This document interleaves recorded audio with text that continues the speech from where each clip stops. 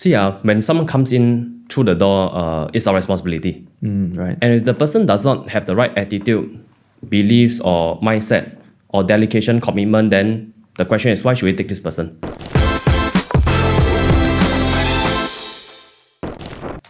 All right, guys, welcome back to another episode of the Magnetic Zone. And today, we have Caleb, right, back for part 2, because I think part 1 we talk a lot about the leadership, his backstory, and I think there's a lot more to cover regarding how he scaled his agency and a lot of like the business and the mindset and the optimization stuff that we have yet to talk about. So after part 1, Caleb was telling me that we should do a part 2, and here it is. We have a part 2. Okay, so part 2 we are doing it in a very different setup. Okay, like a more proper place. Okay, I kind of like this vibe. What did you think? Yeah, it's a very professional setup. So I was asking some of the staff like how they actually manage this entire studio. So it's quite smart. If you look at the other rooms, right, one part of the room is like one set, and the other part of the room is another set. So it's 2 settings in one room. 2 settings in one room. Take a look. Wow, later we go and see. Not. But yeah, I think for today, right, I think one of the key things that we want to uncover today is really about your growth from where you were, right, when you start from 0, right, as a new advisor to now over 50 plus packs in your team in a few short years. And I think for many leaders or people in this industry, for them to be able to hit this number, some even take like decades to be able to hit that number, and you're able to hit it in how many years to confirm? 4 years. 4 years, yeah, right? 4 years. So I think that itself is a very very interesting feat, and we'd like to talk more about it in this episode. All right, Caleb. So can you share me more about like when it comes to 50 packs? I think managing a small group of people versus managing 10 people, 20 people, and now like 50 people. I'm pretty sure like the problem you face is very, very different. And can you just share with us like how is it like managing such a huge team, and is there anything with regards to the systems that we need to take note of? Okay, it's a good question, because when I first started, I asked senior how do they manage a big agency. Guess what the senior responded to me? How to manage a big agency? Yeah, so that senior at that point of time had about 80 advisors, and I asked him how is he managing his team? He is delegating, I would guess that. He told me this. Does it matter? Why? Because he said that, does it matter? Even if he shares with me what he's doing at a point in time, how does that relate to my situation? That is true. Yeah, so maybe I bring back to how I first started. I think a lot of people in the audience will be thinking, today if I have 1, 2, 5, 10 people, then how do I even manage that, and how do I scale that? Then maybe I'll share a little bit about currently how do I manage the team. Right. Yeah. So starting, I think first thing first is a decision. A decision is very important. What do I mean by that? When I ask someone when they sit the very first time in front of me, I ask them, do you have aspirations to be a leader one day? It's a very important question, because there are times where people say, not ready. And they may not have that passion, that heart. And leadership is tough.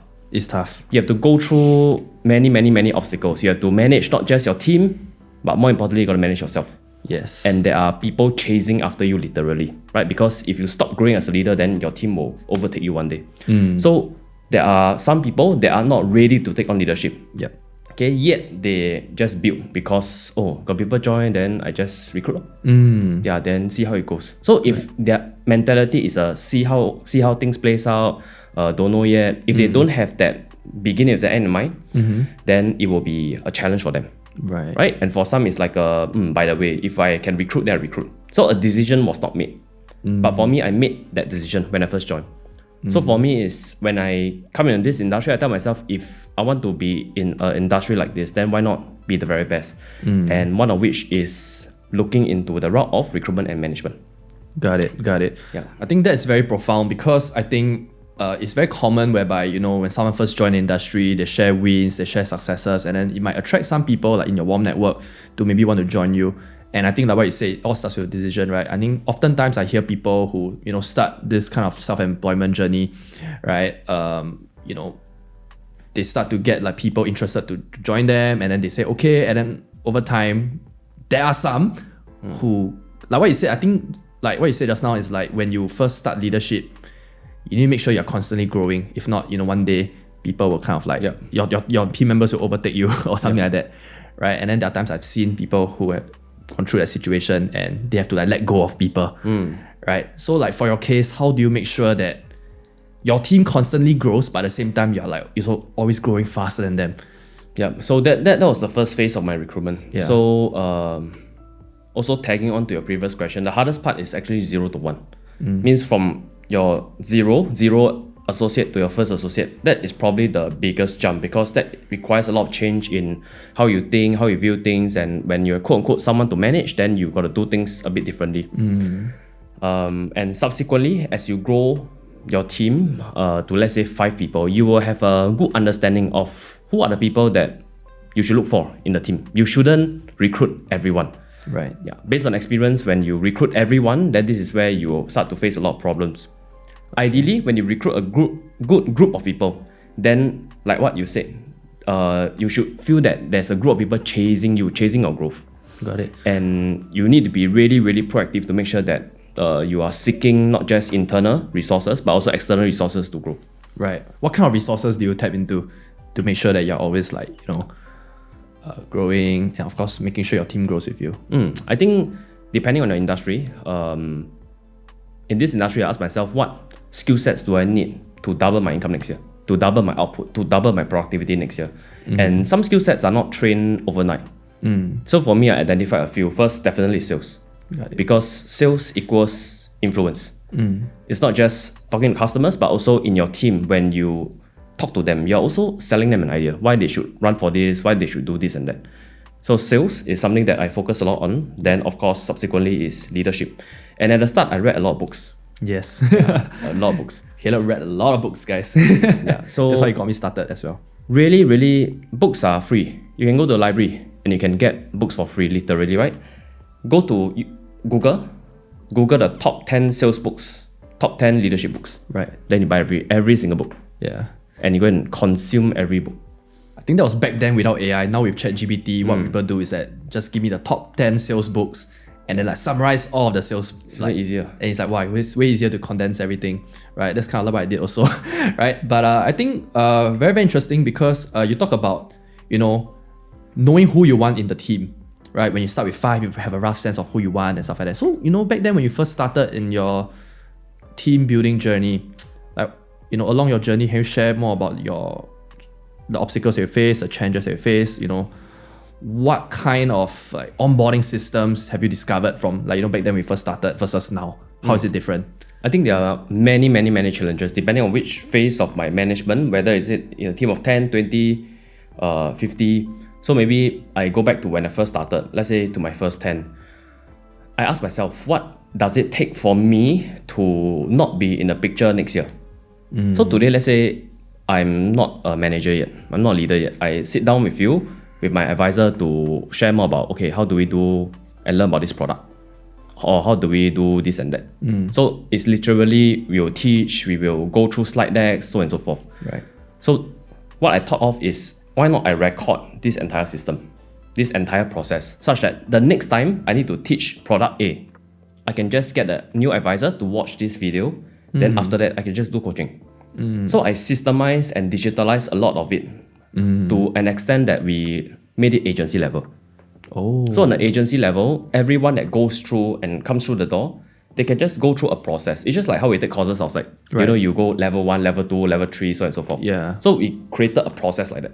I think back then when you shared with me about your onboarding process, I remember there were a lot of layers, a lot of levels. Wow, there's so many levels that I thought it was, quite crazy. So usually how long does it take for someone to officially onboard with you guys and to really get up to speed? Yeah, and this is how we do things very differently from other agencies. Right. We don't just bring people in. Yeah. Okay, so as much as someone out there is looking for a good agency, a good mentor, we are also looking for the right candidate. So it's important that we create a process for us to explore. So I say there's 2 objectives.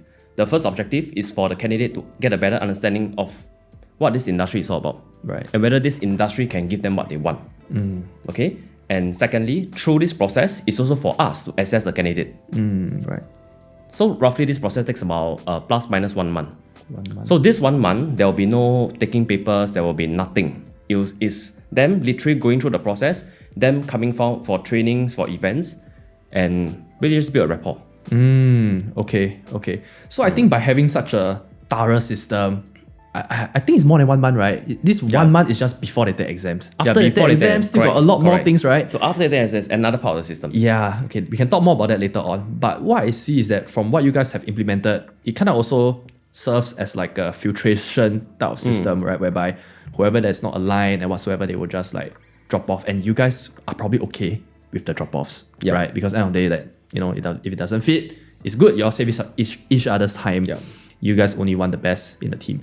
So just curious, by having this whole thing implemented, right? What is like I'm not sure if you're okay to share this, but would it be okay to share like what is the rough drop-off rate? Like let's say for every 10 people that go through this whole system, how many actually make it? Okay, so we call this system the exploration process. Yeah. It's exploration for both ends. So I would say typically for someone to cross all the levels and quote unquote go to the next phase, perhaps 5 out of 10. 5 out of 10, 50%. Oh, Yeah. wow, okay. Then of course that's where they take the papers and then you guys have more like thorough training, right? Yes. I see. So 5 out of 10 that subsequently drop out, I would say maybe out of which 1 or 2 are initiated by us to tell them to leave. Oh, okay. And 3 or 4 maybe feel that the industry don't suit them. I see. Yeah, so there are times that we tell them that perhaps a sales career is not fitted for them, or perhaps the agency is not good fit. Would it be okay to share like what makes you all reject someone? See, when someone comes in through the door, it's our responsibility. Right. And if the person does not have the right attitude, beliefs, or mindset, or dedication, commitment, then the question is, why should we take this person? Knowing that 6 months later, 1 year later, there will be a high chance that there will be no results. And it causes stress on our end, thinking, okay, then what should we do to make sure that this person can perform? At the same time, this person will be quite stressed because they are also taking on something that is serious in their life. Right. And in a people's career, sometimes we meet so many people every day. We will know who is a good fit, who is probably not so much of a good fit. Yeah, and this is where we set very clear intentions at the start. After going through this whole thing, right? On hindsight, just wondering if you have ever like rejected somebody, and then you think about it again and be like, oh damn, actually like,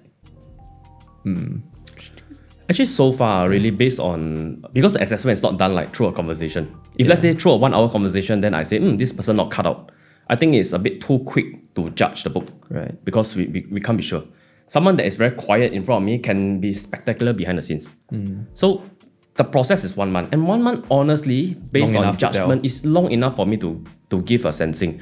And based on the people that we have turned away, I would say that so far, no regrets at all. I have people that go to other agency and they don't perform and they leave 6 months later. So it's been very tried and tested in that sense. Right. I think it's very, very different. Like what you said just now, not like any other agencies, right? Whereby they just bring people in. You guys have this like filtration process, this exploratory stage, right? And I believe this is what contributed to your team success as well. You're bringing in the right people, building the right culture. And then because of the right culture, every month is like, it kind of amplifies the growth as well. Yes. As compared to just bringing anybody in and then inside it's like messy, all sorts of different people, right? So can you share with me more about like now the culture part, right? What kind of culture do you instill in your team? And from what I know is that you are quite a very disciplined guy, right? So is this also like one of the key values that you instill in the team culture? Well, it's a good point. I always link it to 2 words. And these 2 words I share with someone that passed the exploration process. So when they start to take papers and we start our coaching and trainings, then I'll share with them these 2 words. And these 2 are the vision I have for me as a leader in this industry. First word is successful. Everyone that comes in, obviously they want to find success here. Yeah. Okay, successful people tag it normally to financial success, Right. which is, I would say, very practical. Meaning to say, if someone out there can get who are mostly fresh grads, right, people that normally walk through the door, if they can get a 4,000 paycheck out there, and over here, if they cannot even maintain that level, then they will be better off outside. Yeah. So I'm very practical and I tell them that this is exactly what you're coming here for. And I'm sure you don't just want to match what a corporate job can give you. You want to do above and beyond. Right? So financial success, I would say also how can we achieve a win-win, which means not just financial success, but also having work-life balance. And work-life balance sometimes is not too tough. People say that, wow, it's almost impossible. Right. And some new advisors come and tell me, does it mean that I have to spend like 10 hours, 12 hours really working through the day, right, to reach this level of success? And the answer is no. So if I were to share a framework, a very simple framework is a 3-8. 3 times 8. 3 times 8. Okay. 8 hours of sleep. Yes. 8 hours of personal time. Right? You've got 8 hours of personal time a day. How do you feel? Pretty good, but I feel a bit long. 8 hours personal time. It's a lot, right? 8 hours is good for most people. Yeah. Right? Or even more than enough. 8 hours. So I say, never mind, we just do 8. We don't be overly ambitious first. 8 hours of sleep, 8 hours of personal time, 8 hours of work. 8 hours of dedicated, focused work. Deep work. Not just, I'm in the office, walking around, getting my coffee, talking to my colleague. Deep work. So I segregate and I help them manage their time right at the start. Oh, okay. Right? So successful also in terms of work-life balance. If they can have 8 hours of focused, really productive activities, I'm talking about prospecting, appointments, really upskilling themselves. If you focus on that, it's more than enough time. Actually, yeah, now that you break it down, And that's you a have good 8 hours. perspective. Exactly. 8 hours of personal time. I was like, actually feels quite a lot. Then I realized, 8 hours of sleep, I still have 8 hours of time to work. In context for our advisors, it's like you're attending maybe 2 hours of training a day. Okay, 1 hour prospecting. You are having, let's say, 2 appointments. 2 appointments, maybe 3 hours. Yeah, 3 hours. That's 6 hours. You still got 2 more hours, maybe some traveling time, some whatever. So all in all, you got a lot of time. And you can do consistently 2 to 3 appointments a day with 1 hour prospecting and 1 to 2 hours of upskilling every single day. Right. And you have 8 hours to yourself. Right. Just curious, do you all really work every single day, like Monday to Sunday, just 8 hours work? Okay, so for me, I mean, to me, that's the base. And that's the base because when you come into self-employed or when you're a business owner, you got to work like an employee. More than that, actually. Yeah, more than that. So minimum is we work like an employee. When out there someone is working 9 to 6. To me, that is my bare minimum, 9 to 6. I need to clock in the hours. Okay, that anything above and beyond, to me, is bonus. Right. That's very interesting. Wow. So for like a candidate to come in, do you like really manage their time this way, or do they ever feel that it's very like they feel micromanaged? I always give them the autonomy, which means to say I use this framework. This framework is you don't need to stick to it, right? And of course, day to day, Monday to Sunday, different days are also built differently. Right. For example, your weekends, probably as an advisor, you can be more productive because people are more free to meet you compared to, let's say, a Monday. So, of course, this framework serves as a guide for them to see how they can structure their day. Okay, but generally speaking, if I give them a skeleton outline, for them to plug and play items, most of them won't feel micromanaged. In fact, I will ask them to propose to me how they will spend their 8 hours a day. Right. Based on their current stage of their career and based on their goals that they want to achieve. And then you will like assess and just... and I'll coach them based on that. Someone that wants to make, let's say, $2,000 a month, and someone that want to make $10,000 a month, their schedule in terms of activities are probably a bit different. Then I will work on that. Usually, what are the things that you spot, like for a very like productive type of advisor? Like you're talking about like the 2K per month is very different from a 10K per month advisor. So usually, what are some of the difference in the schedule? How does it really look like? Okay, so when I look at activities, I broaden to 2 types of activities. The first type are offensive activities. Offensive. Essentially, all these activities directly bring you to your goals. Directly bring you to your FYC goals. That means your commissions. Yes, commission goals. Yeah. And there's the other part, which is your defensive work.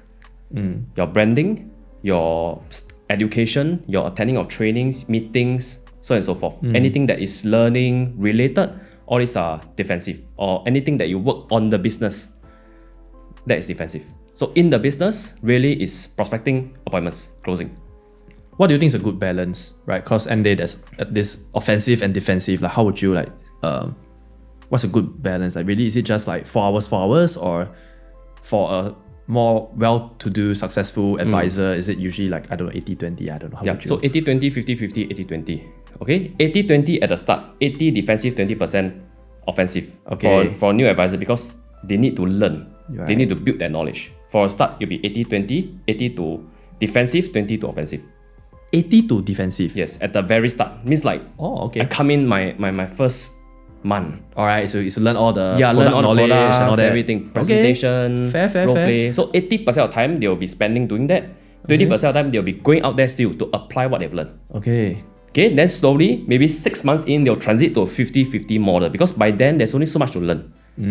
After you learn through your products and presentations, there's of course knowledge that you have to still consume, like keep yourself up to date based on market trends, so on and so forth, which shouldn't take up too much time. Then the other 50% they will be going out there, offensive work.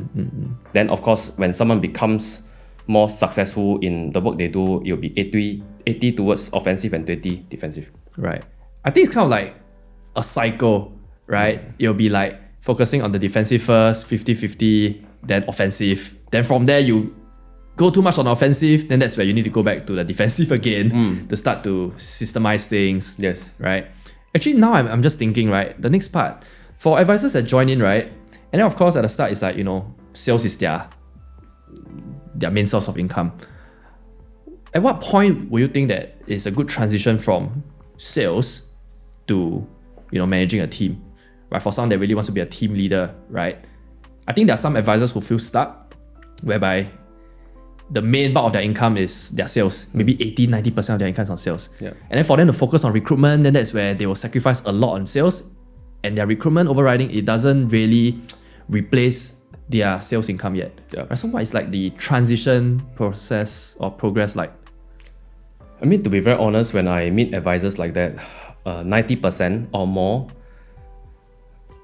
it's not because they cannot sacrifice their sales. It's because of poor time management. That's 90% of the advisors. Right. Because if you have good time management, in fact, you can still do your sales and you can have pockets of time for your recruitment and the management. There are 10% of people that I meet really multiple TOT producers that they earn millions of dollars and they really, really have no time. Then that is a different story. So I speak for the majority of people. So I will still go back to my scheduling, which means I'll ask myself, okay, then which day do I want to spend more time on sales? Which day I want to spend more time on maybe my recruitment efforts? Right. For a start, you don't have to change your menu so fast. So for example, it's like today, McDonald's. What are they known for? Burgers, Okay, fries. let's say burgers, fries. Okay, burgers, yeah. Let's say today they want to suddenly transit to sell mala. Wow. And they change their whole menu. Overnight, they change their whole menu. 80% sell mala, 20% they sell burgers and fries. What will happen to this business? I mean, yeah, probably people will be very confused, right? But I think you actually spark a lot of attention. Then maybe it will grow their business. Who knows? Yeah. Right, but I get your point. But generally speaking, if you change your menu too fast, yeah. then you're not focusing on what you are doing best. Right. Okay, so for someone that is doing sales, focusing their time on sales, you don't have to suddenly switch gear and say that, oh, I now want to do recruitment. Right. You don't have to. So then how businesses out there transit is they put seasonal items. Means like, okay, they test like maybe McDonald's, sometimes they put like, I don't know, seaweed fries or don't know what, see how it shakes up by the market. Okay, yeah. Then they say, hey, wow, people, there's demand. Then maybe they can do it more frequently. Yeah. So for a start, you don't have to take out 50% of the time to do recruitment. 100% of the time you're doing your sales, it's okay. Then you just take out 10% for a start. Just to see, then how can you sharpen the recruitment part? Right. Or how can you manage your time better such that you can create that 10 to 20% more? Then as you see results coming in, then of course, then you start to transit. And that transition phase sometimes is over a course of 6 months to 1 year. It's not like an overnight. That's one way to do it. Right. Second way to do it is you chunk your sales. So some people it's like, okay, by mid-year, I'm done with my sales goal. Then Second last recruitment and management. That also works. But based on my experience, more often than not, when people use this strategy, by mid-year they are Burnout. not even halfway through their goals. Okay. It's either that or they burn out. Yeah, Right. correct, exactly. Then end up they use Q3 as a time to catch up on the lost time. And by end of Q3, they are barely there. Then Q4 is the final sprint. Then the year repeats. That's it. God. Next year they say, oh, then recruitment next year. Not so important, not a priority as of now. Right. Then their sales will always fall under that priority. So that also is either poor time management or they don't exactly know what their ability is. Right? To set the goal. So it still depends on situation by situation. Right. Well, I understand now. So it's like a progressive thing, right? From doing sales and then slowly increasing the time spent on recruitment. But for you, is this something that you follow? Like this method that you follow whereby you, of course, I know at the start you were chonging your sales, right? You want to hit your first MDRT when you first joined this career and you hit it in a few months. And then like, I don't know, it felt like your recruitment journey actually felt very fast from the outside point of view, right? So I'm not sure, like, is this like the only way that you're doing it, or is there any other things you're doing to kind of like amplify your growth? I learned a lot from this book, 7 Habits of Highly Effective People. So just now I spoke about beginner and end in mind. So likewise for this career, something that helped me a lot is think win-win. Think win-win is how can you do sales at the same time and how can you also manage your recruitment. Most people think of win-lose. That means I do sales, then my recruitment GG. Or I do recruitment, my sales GG. Or even for us in AWM, there's a lot of student advisors. Like people that can study well, career cannot do well. Career do well, study must be poor. So why not create that win-win? Then it will go back to then how can you implement some recruitment processes in your sales process? How does that work? Wait, what? Yeah, Implementing so you, recruitment process in your sales process. exactly. So you see, at the end of the day, which one is tougher? Recruitment or sales? Recruitment, I believe so. Recruitment. Yeah. So every time I sit down with somebody, I ask myself, is this person a possible recruitment prospect first? Because that's harder. So I won't go and focus on sales first. Right now, I ask, is this person possibly recruitable? If yes, then can I switch gear to understand more about what goals this person have? And whether this career can bring them to where they want to go. If the conversation goes nowhere, means the person say, oh, I don't do sales, don't this, on that, and you cannot handle that, then you know that you will only have wasted, let's say, 15 minutes having this conversation. And in fact, it's not even a waste. It's for you to understand this prospect better. Then you can go into your sales. Right? You can talk about their goals and how financial planning can bring them to where they want to go. Right. So it's a win-win. You have best of both worlds. And more importantly is that the person opposite you knows that you are in the business of building an agency. Because I have cases that I stated my intention and they say, not the right time, not this, not that. It's totally fine. Then afterwards, they come back to me and say, hey, last time, I recall that you were trying to build this thing and that. Are you still looking for people? You never know. You have people like asking you that? Have. Not just that, people refer me their friends or even their spouse to join me because I put that on the table. Because as a new advisor, context, I mean different because in my position, people know that, hey, this guy is recruiting. But if today you're a new advisor, you have 1 associate or even 0, how will people even know that you are building a team? No one will know. No one would know. Yeah, no one will know. Unless you let the world know by stating your intention. And that's kind of what you did? From day one. Even when you had 0 people? 0. Interesting. How did you manage to... Do you think finding your first, I don't know, first 5, first 10 is way harder than like what it is now? Way harder than what it is now. I would say it depends on the demographic that you're building. Right. One of the reasons why I can scale my numbers fast is because I'm in the fresh grad or student market. For someone that is listening to this, that probably, let's say in your 30s, in your 40s, if you don't have access to this student population, for you to build mid-career is a different ballgame altogether. Agree. So you gotta play to your strength at every phase of your career. Like I know that I will never stay 20 forever. One day I'll move in the mid-career market. Then I need to be damn good at that. Right, you have to change your position. Yeah, you have to capitalize on your phase of your career. So for me was, okay, I know that before I hit 30, this market is the best market that I really got to work on it. Then when I move into my 30s, it's not going to be a fresh grad market anymore. It's going to be mid-careers, maybe bankers, assistant advisors, different kinds of demographics will then come in. Then I need to position myself well to then capture this market. Great. So since you talk about fresh graduate and this is like the market that you are like focused on, how do you think that these people, right, can actually, thrive in this career while juggling with like studies and stuff like that? I believe most of them are like in university, right? Yeah. And they have to juggle like like multiple things. Then it's not easy as well. So how would you all do it? And of course, you yourself, you came through as a student advisor. Yeah. You even start building your team as a student advisor. That's mad, like how you managed to do that with limited time. But how would you like advise, other aspiring student leaders to do the same? For fresh grad, straightforward. Follow the 8-8-8. Still 8. Okay, for fresh grad. Okay, because you are really focusing on this full time. You have no excuse. Okay, for students, a bit different. You can't apply the 8-8. Because you realize, 8 hours of personal time and 8 hours of work, you have school. Okay, so recommendation most of the time is I will block up my school days. Let's say Monday, Tuesday, Wednesday, school. Thursday, Friday, Saturday, work. Sunday, rest. So then time management will be slightly different for student advisors. But largely speaking, most of it will still go back to time management and how they manage their emotions along the way. Okay? But if you ask me, I wouldn't really say student, I'll say this, fresh grad, I'll say this. I'll say if there's one thing that I really were to come back to will be self-management. Self-management, which means how do you manage yourself on a day-to-day basis. Right. Because I can teach someone all I know about time management, but if that person doesn't follow through, if that person cannot even have the discipline to execute, cannot wake up on time, procrastinate like crazy, don't want to upskill, then there's so much I can do. Right. So it still goes back to self-management. I think we talk a lot about, the mindset, the tactics and stuff like that, frameworks.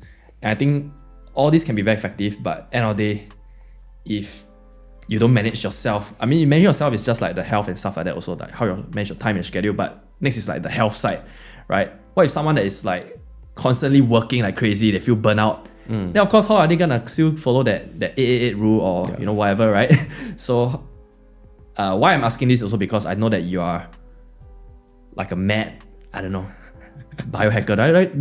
Do I call you a biohacker or like just some like health guy? Biohacker. Right? Okay. Like you're eating like just what?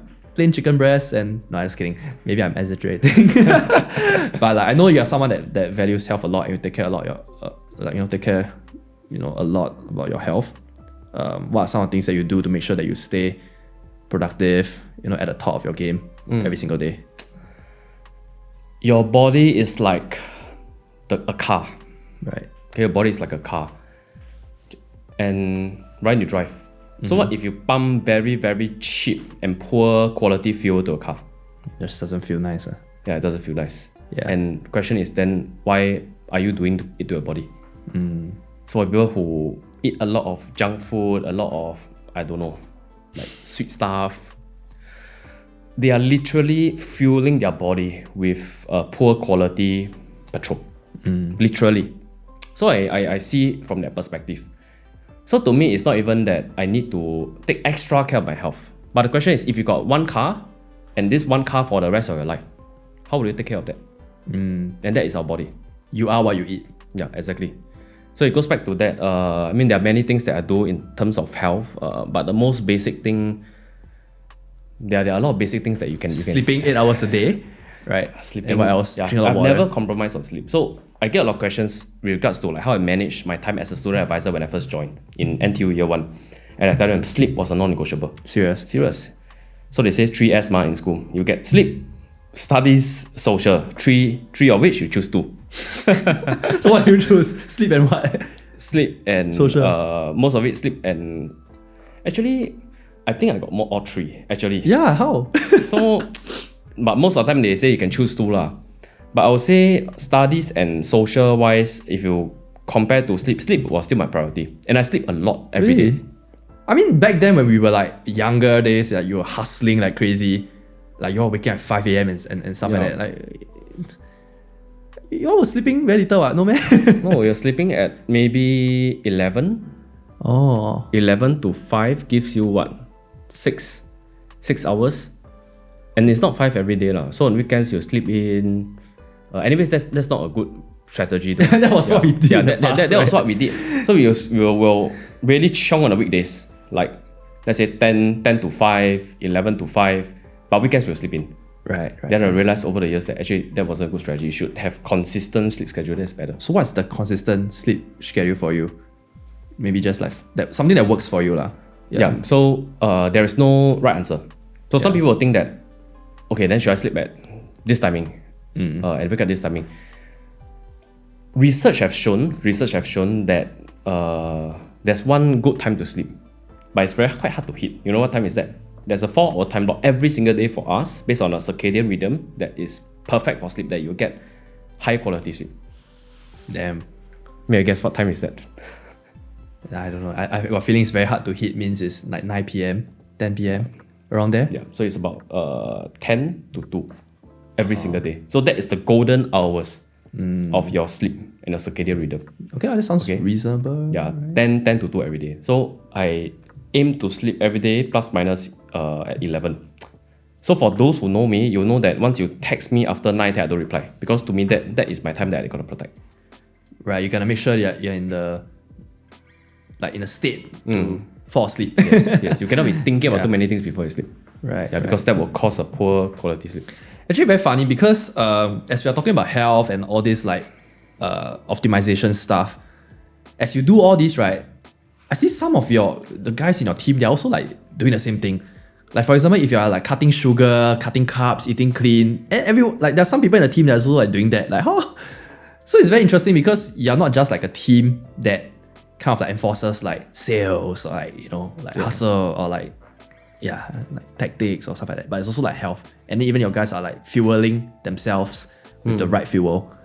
And it's like, I don't know, that's very interesting to me. Like not many agency leaders are doing that, right? Getting your guys to make sure they sleep and of course to eat clean. Like, do you tell them to do that, or is it like they are just inspired by you? I would say it goes back to what is leadership more.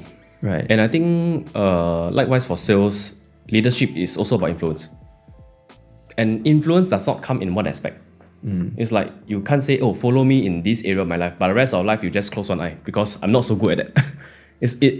It's like how you do anything is how you do everything. So if I'm like that in my personal life, then probably there's a very good chance that in my professional life, I'm also as committed. So I don't really tell them what to do and what not to do, but rather there are some small little things that I do. Over the years, every time I travel, last time I will buy a lot of let's say I go Paris, and buy a lot of chocolate, buy whatever, give my friends, give my advisors. Nowadays I hardly buy anything. Same. Because when I travel, I don't buy any snacks I realized anymore. that there's nothing good to buy back. Yeah, it's nothing Really, quality stuff.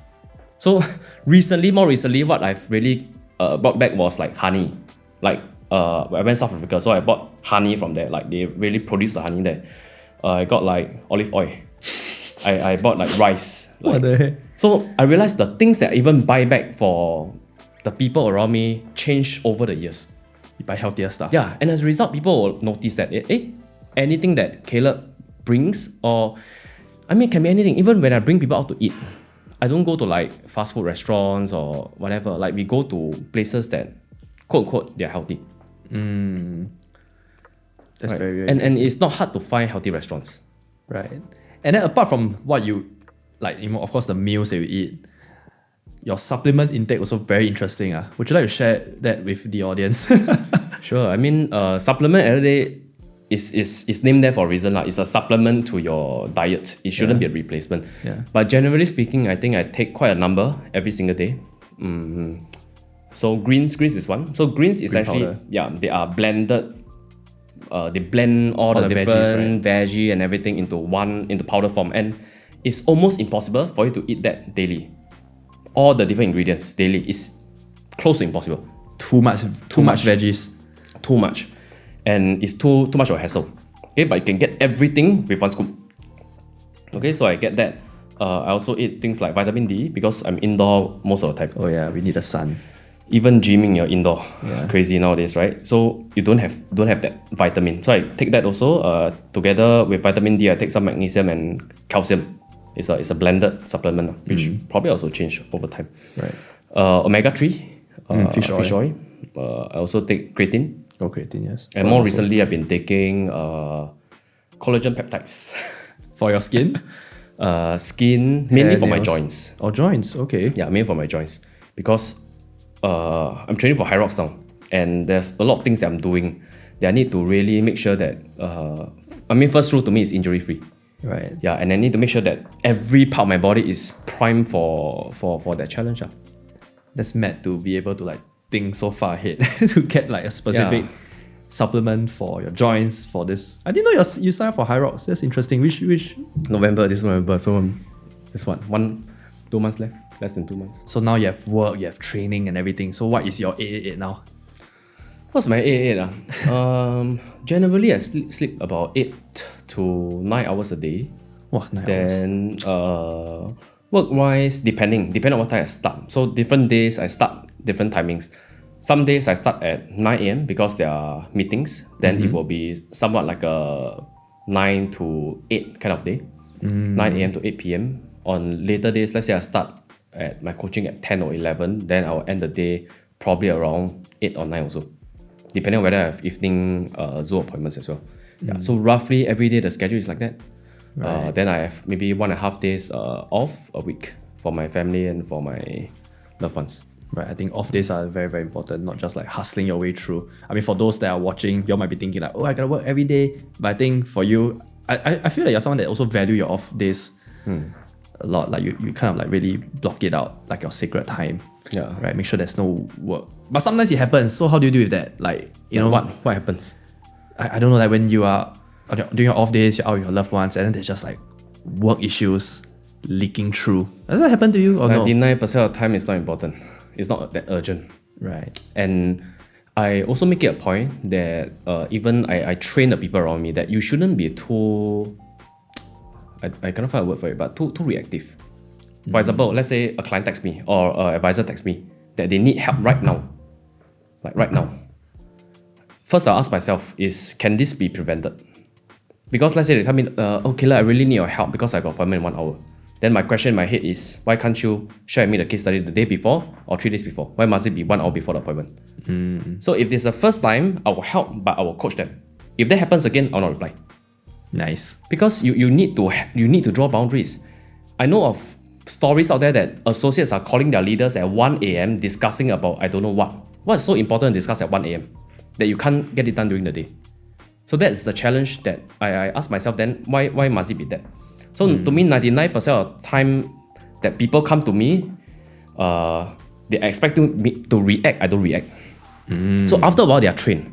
They know that you won't reply. They are trained. They are trained. To a certain timing, they text me, they will know that I will not reply.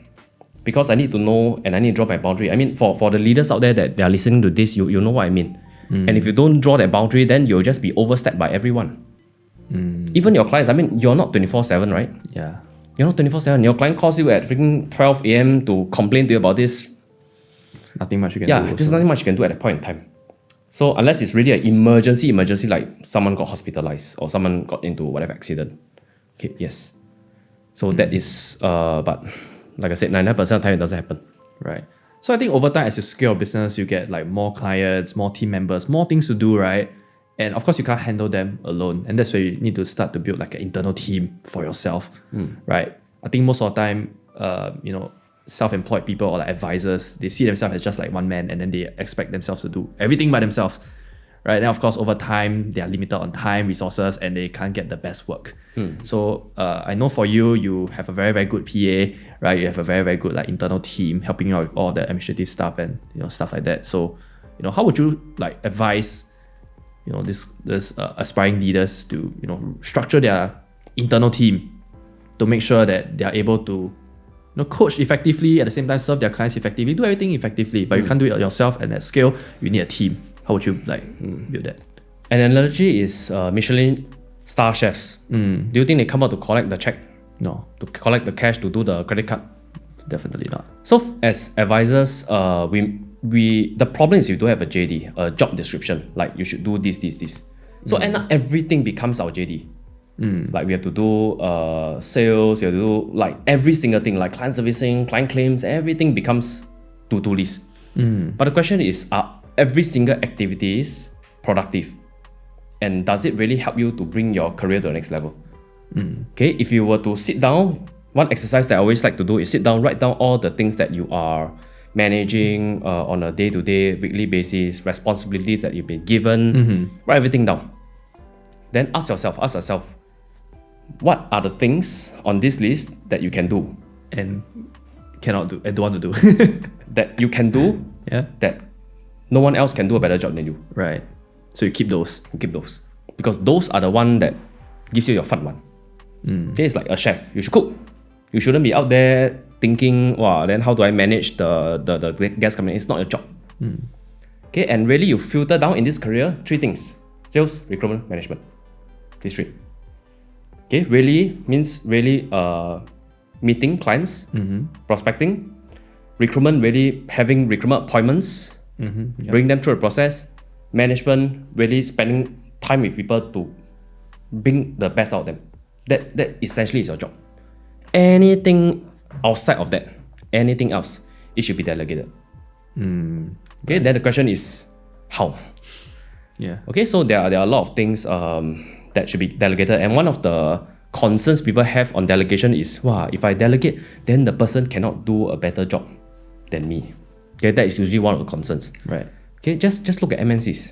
Look at MNCs. One CEO, they have so many department heads. They have so many people in the department. Okay, do you think the CEO will say that their departments cannot do a better job than him? No. So it's more of how you delegate and who you delegate to and how you train your staff.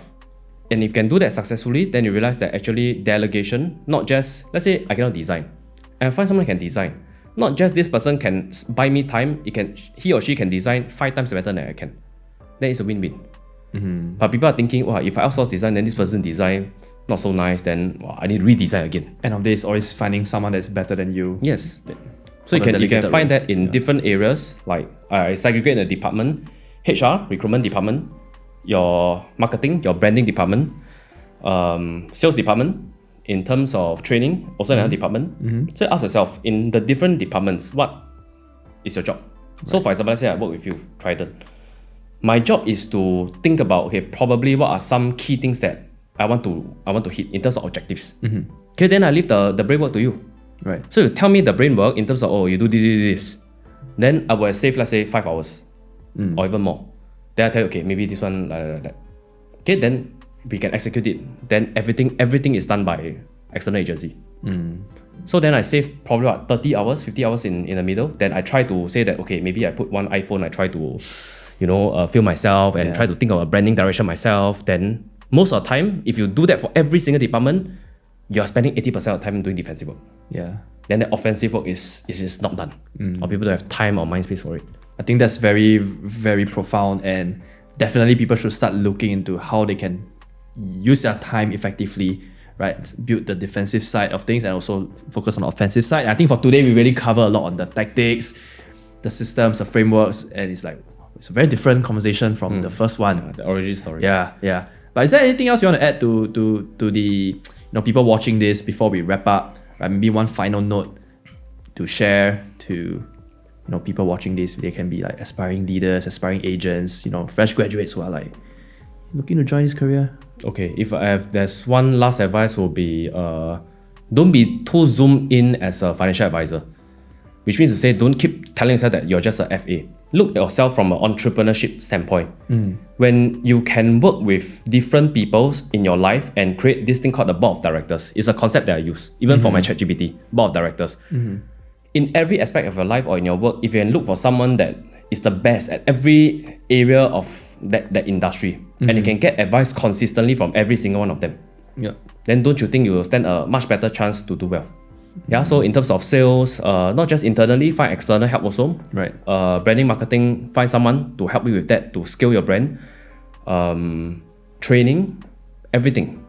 Apply, copy and paste, really go out there, network, expand your network, and see this as really a venture for yourself. Very, very good. All right. Once again, thank you so much, Caleb, for appearing for part 2. No problem, pleasure. Yeah, for those who enjoy this episode, just stay tuned for more. We'll be inviting more other guests and leaders like Caleb to share more about their entrepreneurship journey. So yeah, thanks guys for tuning in. See you guys. Bye bye.